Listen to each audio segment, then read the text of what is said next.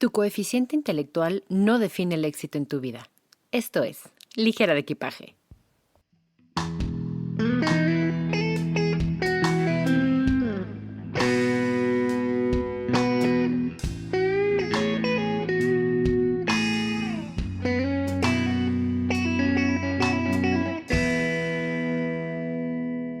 Qué gusto saludarlos, ligeros, personas, como quiera que se sientan cómodos. Oigan, vamos a hablar de la inteligencia múltiple.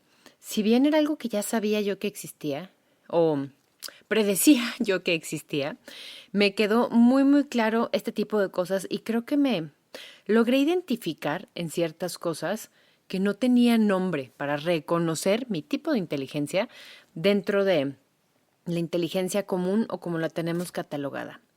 Vamos a empezar con un test ligera de equipaje. Van a contestar las siguientes preguntas, por lo que voy a dejar un silencio de este tipo para que piensen un segundito en su cabeza y no tengan que pucharle el pause. Comenzamos. ¿Quién es la persona más inteligente que conoces? ¿Listo? ¿En qué sentido consideras a esa persona inteligente? ¿Sabes cuántos puntos de coeficiente intelectual o de IQ, como le dicen los gringos, tiene esa persona, que es a la que tú consideras más inteligente? ¿Sabes cuántos puntos de coeficiente intelectual tienes tú? ¿Te han hecho alguna vez un test de este tipo? ¿Te consideras a ti mismo inteligente? Última pregunta. ¿Te consideras más inteligente que la persona que dijiste al principio? Es decir, ¿te consideras más inteligente de la persona más inteligente que conoces? Piensen en estas respuestas y piensen en esta persona que consideramos la más inteligente, ya sea que conozcamos o que esté en nuestras vidas o que hayamos conocido algún día. Vamos a dar un poquito de contexto con sello ligera de equipaje. Antes de los 90s, la medida utilizada para clasificar la inteligencia de las personas, vamos a resumirlo así, era el coeficiente intelectual, el CI, como lo abrevian las personas. Era una medición basada solamente en las capacidades y el potencial intelectual, o sea, la inteligencia práctica y calificable, vamos a decirlo así.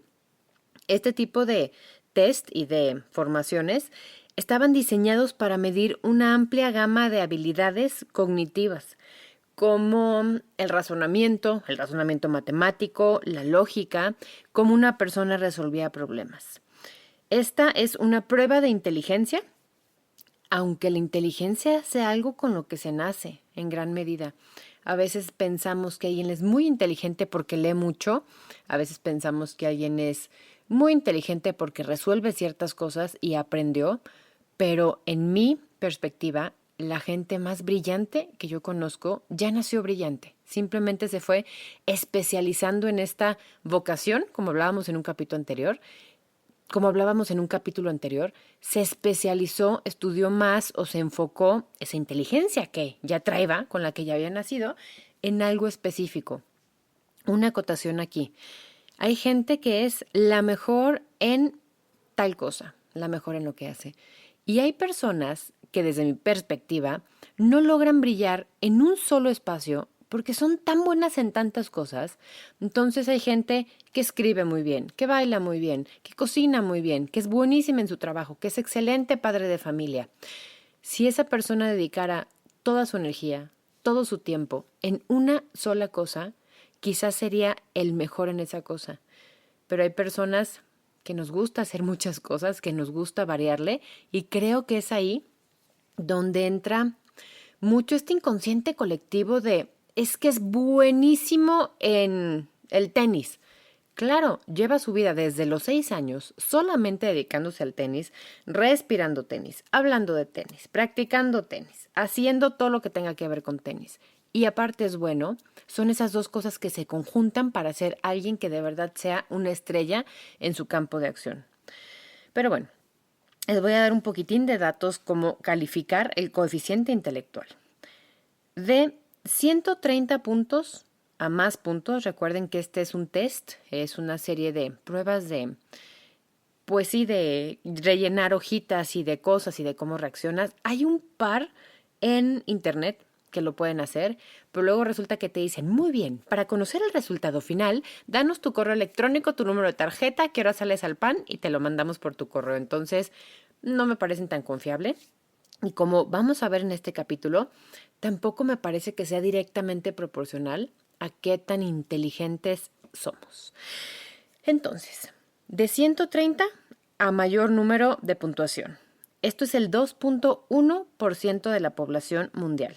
La interpretación es que es gente muy dotada. De 130 a 121 es el 6.4% y la interpretación significa que es una persona dotada.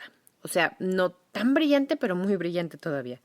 De 120 a 110 puntos es el 15.7% de la población. Es la inteligencia por encima de la media. De 110 a 90 en este rango estamos el 51.6% de la población, que es una inteligencia media. 89 a 80 es el 15.7% de la población, casi igual que 120 sobre 111, y esta es la inteligencia debajo de la media. Y de 79 puntos a una menor coeficiente intelectual, a un menor punto, es el 6.4% de la población, y hablamos aquí de una discapacidad intelectual. Si bien hay muchísimas formas de medir, también hay formas de catalogar a la gente. Y cuando vamos a aplicar un trabajo, por ejemplo, esos exámenes psicométricos o en la preparatoria o en la carrera que duran horas y horas y horas y preguntas y hojas y hojas y hojas, que yo creo que también califican ahí que llegues hasta el final y contestes la última pregunta, porque yo creo que ahorita mi paciencia en este momento histórico de mi edad dejaría las 500 últimas preguntas sin responder, pero bueno, vamos a hacer otro ejercicio. ¿Te acuerdas de la persona más brillante de tu primaria o de tu secundaria o de tu preparatoria? ¿O la persona más brillante de tu carrera? Esa que siempre estaba en el cuadro de honor y que si no estaba en primero estaba en segundo y que cuando estaba en tercero era un drama absoluto y se la pasaba llorando y esa era su depresión. ¿Te acuerdas de esa persona? ¿Tienes en la mente quién era esa persona? En esta actualidad, no importa que hayan pasado 5, 10, 20 años, ¿es la persona más exitosa que conoces? Ahora con Facebook y con todas las redes sociales que podemos estoquear a cualquier persona, si nos acordamos casi de un nombre y con eso ya hacemos las conexiones, nos damos cuenta de qué tan exitosas son esas personas. ¿Es la persona más exitosa que conoces la que era más brillante? ¿Las calificaciones más altas son las personas más destacadas? A la persona que consideres más brillante, a la persona que admires más, puede ser en un campo laboral, puede ser en un campo de cómo es como persona. ¿Le has preguntado qué promedio de calificación tenía en la primaria o en la secundaria? ¿Crees que esto sea directamente proporcional? Aquí hay dos términos que suelo usar mucho en inglés. Soy un poco pocha, como se pueden dar cuenta, que es book smart contra social smart. Ahora encontré un término que se llama street smart. Los book smart, la gente brillante de libros, por decirlo así, es esa gente con doctorados y con maestrías que siguen estudiando y que tienen calificaciones superiores y que son de verdad muy capaces con lo que tenga que ver en el campo académico. La gente social smart o street smart, como ahora creo que es el término más moderno, ¿verdad? Ya a mis 40 está complicado mantenerse en la modernidad de todo. La gente que es social o street smart es la gente que soluciona, es la gente que está en un lugar de trabajo y si bien no tiene todo el inventario al punto así, son las personas que cuando llegan las visitas de otro país o cuando viene el CEO a una junta de último momento, son los que solucionan, los que socializan, los que saben qué hacer, los llevan aquí, los llevan acá, los entretienen, que quizá toda esta gente que estaba en este book smartness hizo un buen trabajo, pero la gente que es social o street smart son los que facilitan este tipo de convivencia, este tipo de socialización y a veces son los que cierran los tratos. ¿Han escuchado ustedes que se cierran más tratos en un campo de golf que en una oficina? Es este tipo de gente. Ahora algo de historia. En 1983, Howard Gardner comienza a trabajar con un concepto nuevo. Él ya traía en la mente que sí el IQ medía y que sí el book smart era importante, algo más había. Él dice, la inteligencia no está solo cerrada al ámbito académico, tiene que haber algo más.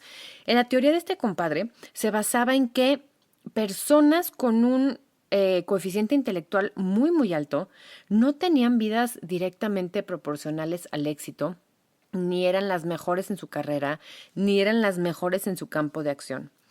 Esto, para él, se consideraban solo números. Y a veces las personas que tenían un coeficiente intelectual medio o bajo, sin llegar al limítrofe, tenían vidas prósperas y eran muy capaces y hacían cosas muy importantes. Gardner definió la inteligencia como un potencial psicobiológico, ¿se acuerdan que hablábamos de cómo nacemos con cierta capacidad para resolver problemas o crear nuevos productos que tienen un valor en su contexto cultural? Si hay una persona en una comunidad que sabe cómo sembrar en qué época del año y salva a la comunidad de que se mueran de hambre el año que entra, esa es la persona más brillante. Puede que no sepa leer, puede que no sepa hablar con claridad, puede que no sepa recitar, pero esa persona es la que tiene cambios en su contexto cultural que benefician a los demás. Eso decía Gardner, que es ese tipo de inteligencia la que habría de resaltarse, de calificarse y de cuantificarse. La traducción al cristiano. Cada persona solucionamos diferente en función de las situaciones que tengamos, en función de las herramientas que tenemos y en función de la forma que tenemos de resolver. A lo mejor yo no soy buena para negociar en frente de alguien, entonces el día que ya no puedo con mi trabajo, voy y renuncio. A lo mejor yo soy un poco más de hablar y de platicar y tal, entonces en vez de ir a renunciar, voy y hablo con un superior o con otra persona a ver qué beneficios puedo tener. La solución llegó, pero por mundos y por puntos diferentes según la forma de cómo somos cada persona. Y Gardner habla de 8 o 10, ahorita vamos a ver por qué, entre 8 y 10, según el año en que investiguen esto, tipos de inteligencia. Esta es la teoría de la inteligencia múltiple. Este tipo de inteligencias con las que una persona adquiere información, la interpreta y se replantea para ejercer una acción. Ahora, vamos dilucidando, si no es que enumerando, este tipo de inteligencias y cómo las definen. Y al mismo tiempo, porque sé que son bastante brillantes, vamos a jugar lotería. ¿A qué me refiero con esto? Yo siempre he dicho que una de las personas que trabaja conmigo juega lotería. Entonces llega al espacio de trabajo y dice, la luz, la silla, el desperfecto, el reporte de ventas, ta. Entonces yo digo que esta persona juega lotería. Vamos a hacer lo mismo, pero ahora van a detectar y vamos a escuchar activamente los tipos de inteligencia múltiple que hay. Son 8. Hasta el 2000 estaban consideradas 8. Ahora para el 2020 se están incluyendo otras 2 más. Por eso les decía de entre 8 a 10. Quiero que escuchen bien activamente y que vayan poniendo palomita mental al tipo de inteligencia donde sienten ustedes que encajan y donde se consideran más brillantes, vamos a decirlo así. Ahí les va la primera. Inteligencia lingüístico-verbal. Esta es la capacidad para usar el lenguaje escrito, oral, lenguas diversas, idiomas. Esa persona que parece que todos los idiomas los aprende y los sabe de un momento para otro.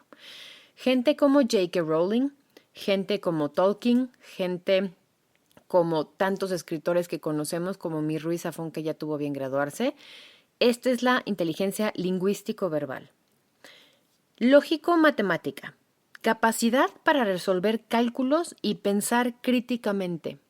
Esta es la capacidad para el análisis de situaciones, de problemas y de cosas muy específicas y no centren esto en 2 más 2, sino es un poquito más allá. Un clarísimo ejemplo de esto es Stephen Hawking, que fue un gran pensador en nuestro tiempo y yo creo que en 10 años que entendamos todo lo que él predijo, por decirlo así, vamos a comprender la calidad de pensamiento que esta persona tenía. Siguiente, Inteligencia musical, relacionada con la sensibilidad a los sonidos. Obviamente aquí también implica la matemática. Yo no concibo en mi mente a alguien que pueda leer música. Es como otro idioma para mí. O sea, veo la partitura y escucho los sonidos y trato de poner, si la rayita así de abajo, una línea consecutiva, es un sonido o es algo o se tendría que seguir cantando o no. Para mí, y porque siento que la verdad nunca lo he intentado, la inteligencia musical es una cosa que no logro entender. Tengo un men que compone música y compone letras y hace canciones y yo siempre le digo, a ver, sí, pero ¿qué compones primero? ¿La música o la letra? No, pues es que depende. ¿Cómo que depende? ¿Qué lógica tiene eso? Para mí debería haber así de, primero toca la música, ahora, ¿qué sensación le da? Ahora, esa sensación, ¿cómo la podría poner en palabras? ¿Me queda claro? Que este tipo de inteligencia no es en la que soy más apta, ni es en la que podría brillar, vamos a decirlo así. Recuerden que están ustedes poniendo palomita mental y haciendo este tipo de comentarios también dentro de donde sea que escuchen este podcast. Inteligencia cinético-corporal, es decir, con movimiento. Es la capacidad de manejar el cuerpo en la realización de movimientos en función a un espacio físico y para manejar objetos con destreza. El mejor ejemplo que les puedo poner aquí, los artistas del Cirque du Soleil. Esa gente que pareciera que no respeta las leyes de la física, que pueden bailar en puntas de ballet encima de focos, que pueden manejar su cuerpo y contorsionarse de una forma que parecería ilógica porque la mayor parte de nosotros tenemos huesos y ellos pareciera que carecen de ellos. Es esta gente que crea cosas con su propio cuerpo a través del movimiento y a través del uso de sus extremidades. Tampoco es lo mío. Yo que me quemo sacando una quesadilla del sartén, una vez me brincó un jamón a la panza, eso no lo voy a contar aquí, pero ese es el tipo de inteligencia cinético corporal. Siguiente, inteligencia espacial. Habilidad para manejar los espacios, planos, mapas, capacidad para visualizar objetos desde perspectivas diferentes. Les tengo uno de mis ejemplos favoritos y uno de mis artistas favoritos. Se llama Gaudí, es un arquitecto. Para mí, personalmente, es un artista absoluto que decide expresar su arte a través de la construcción de cosas. También era herrero, su papá era herrero, y lo que él hacía era de verdad la definición de este tipo de inteligencia, visualizar objetos desde perspectivas diferentes. Cuando tuvimos oportunidad de ir a Barcelona, estaba el año Gaudí, es un año donde abrieron la mayor parte de las cosas que nunca estaban abiertas al público, ahora me parece que ya lo están retomando, y había muchísimas cosas de lo que él hacía, de sus planos, de sus estructuras, de sus muebles, porque hacía muebles, les digo que era un artista absoluto. Y en una de esas casas espectaculares, que es la Pedrera, le llaman despectivamente, llegamos a uno de los pisos, estaba abierto, y entramos lindo, muy lindo, la foto, ya saben, toda la información.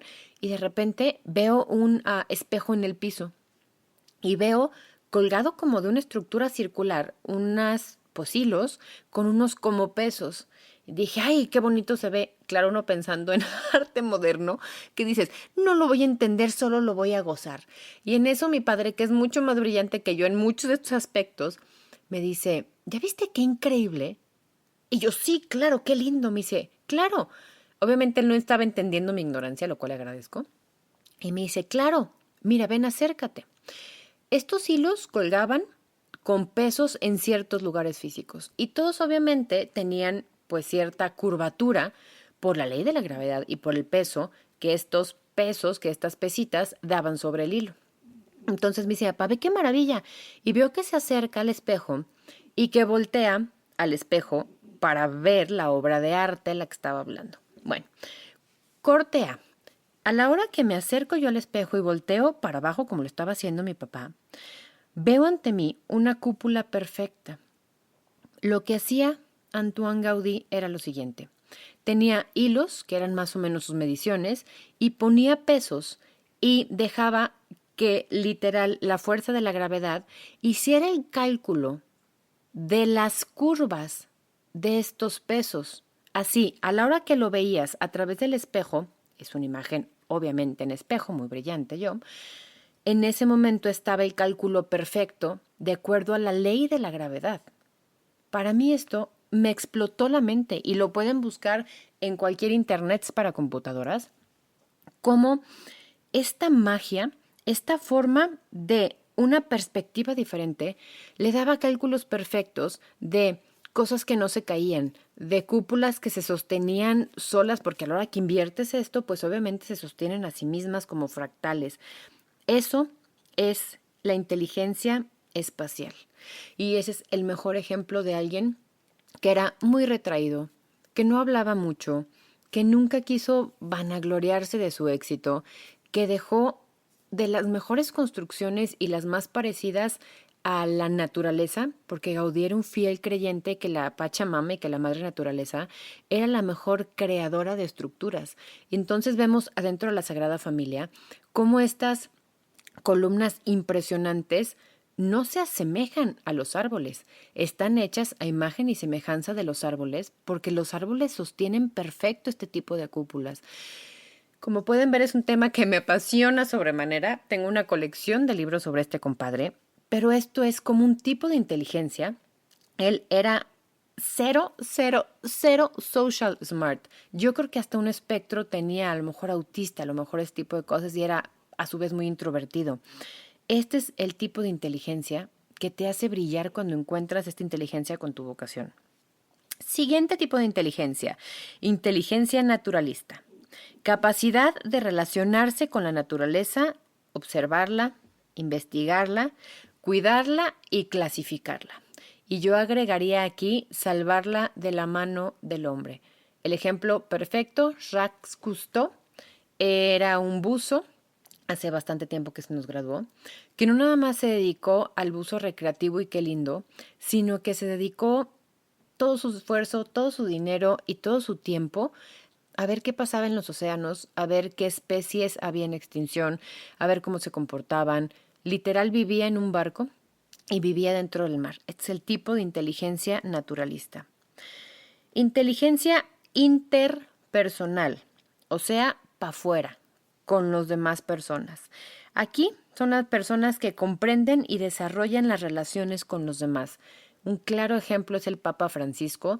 Creamos o no, seamos adeptos o no a la religión, es un compa que de verdad es gente y busca que la gente conviva y busca ser empático con la gente, y es un don que el buen Dios, cualquiera que él persiga, le dio. Otra persona, Barack Obama, fue un líder, fue un presidente de los Estados Unidos que creo que no nada más por ser de raza afroamericana quitó muchas fronteras, sino que desde adentro hizo mucho. Y esta es la gente con la inteligencia interpersonal, esta capacidad de relacionarse con otras personas. Número 8, y hasta el 2000 se consideraba que aquí se acababa esto de las inteligencias múltiples, inteligencia intrapersonal, o sea, para adentro. La capacidad para comprender y desayunar las relaciones con el mí mismo. Es esta gente que la vemos y dices, ¿por qué es tan resuelta? ¿Por qué tiene todos los patitos en fila? ¿Por qué tiene todo solucionado? ¿Por qué tiene tan buena relación, no sé, con las pérdidas? ¿Por qué siempre tiene las palabras, el consejo, la forma de solucionar las cosas como para afuera? Porque sabes que es un reflejo de cómo está solucionado para el dentro, para el sí mismo. Esta es la inteligencia intrapersonal. En el 2020, y después de varias investigaciones, se quiere hablar también de las siguientes. Inteligencia existencial. Inquietud por temas esenciales como el yo. Y eso ya nos metemos en cosas bien, pues pinchadas, vamos a decirlo así. En la propia existencia, en entender la vida, la muerte, la trascendencia, todos estos conceptos profundos que persiguen los filósofos y que se escriben mucho y que al fin y al cabo nos hacen reflexionar de para qué existimos, literal, para qué estamos aquí y en qué finalidad estamos aquí. Esa es la inteligencia existencial. Y la última que se ha agregado hasta, no el día de hoy, porque seguro hoy que escuchen esto es cuando esto se grabó, o en 10 años, no sabemos, esto de la internet y la no temporalidad de los podcasts, que es mágico, la inteligencia moral, discernir entre el bien y el mal, la convivencia humana, la trascendencia humana, cómo el ser humano va a llegar a otros lados y cómo ser bueno y malo es relativo. Yo creo que este tipo de inteligencia la tiene mucho la gente que son jueces, por ejemplo, que tienen que entender que hay un bien, hay un mal, pero sobre todo hay circunstancias. Y yo creo que este ha sido un constante en este podcast. Cualquiera podemos defender un caso, cualquiera podemos atacar un caso si estamos solo de un lado de la información. ¿Cuántas veces hemos dicho, claro, es que fulanito es culpable porque mató a su mamá?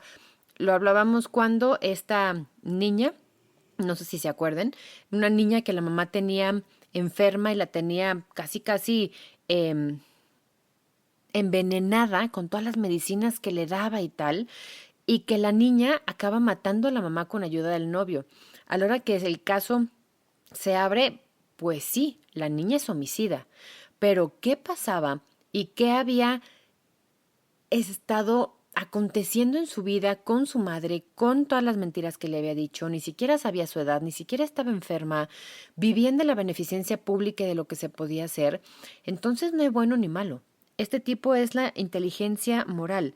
Ahora, Federica los manda a saludar con esa bonita, con ese bonito movimiento. ¿Qué tipo de inteligencia tienes?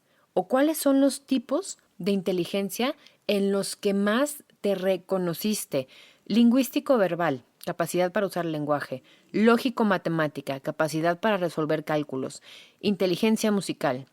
Inteligencia cinético-corporal, capacidad de movimiento. Inteligencia espacial, la habilidad para manejar los espacios. Naturalista. Intrapersonal, para afuera. Interpersonal, para adentro. Inteligencia existencial o la inteligencia moral. ¿Dónde te reconoces? ¿Dónde sientes que eres más tú? ¿Dónde tienes esta casita donde te sentirías más cómodo? Es bien importante esto, no es nada más el IQ que tengas, no es nada más si eres bueno en tu trabajo o haciendo exámenes cuando estábamos en la carrera. Eso es importante, ¿qué tipo de inteligencia tienes tú? Y fíjense, en nuestros 19 años de educación promedio, y esto es si no eres médico, si no tienes maestría, si no estudiaste un doctorado, postdoctorado, una estancia, un fellow, whatever, en nuestros 19 años de educación, ¿cuántos exámenes nos hicieron que tenían que ver con este tipo de inteligencia? ¿Cuántos exámenes te hicieron para ver qué tipo de inteligencia tenías?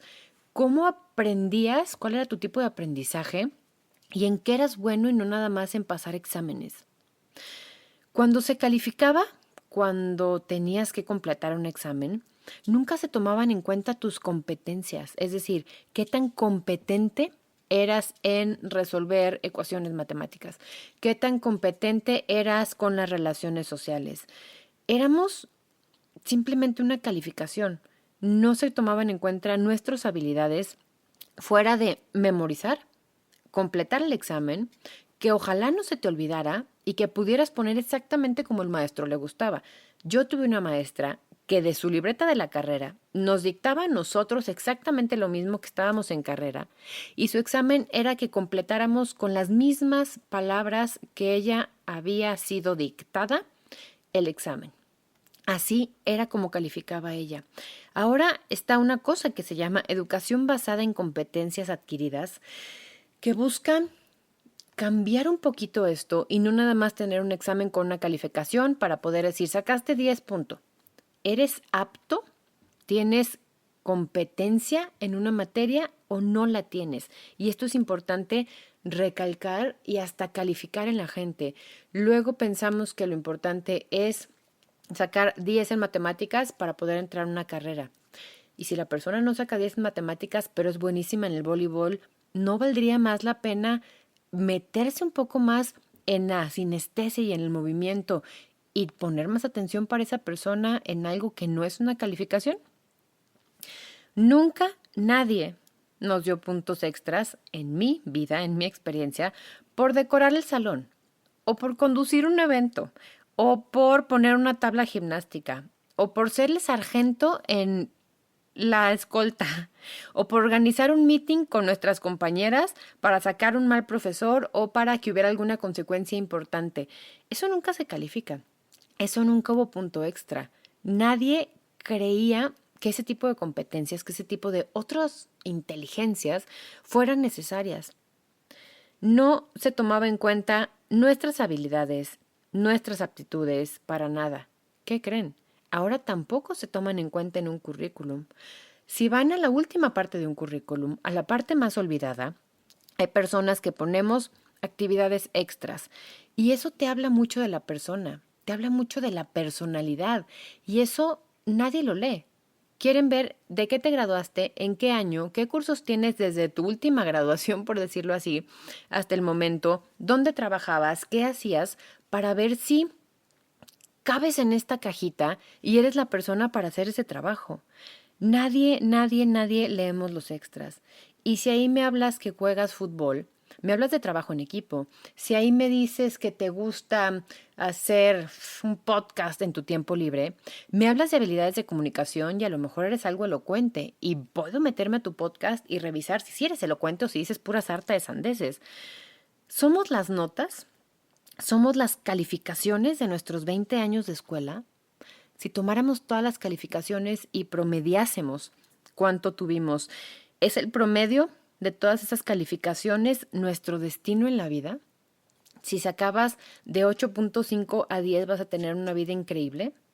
Si sacabas de 8.4 a 6 ibas a tener una vida promedio.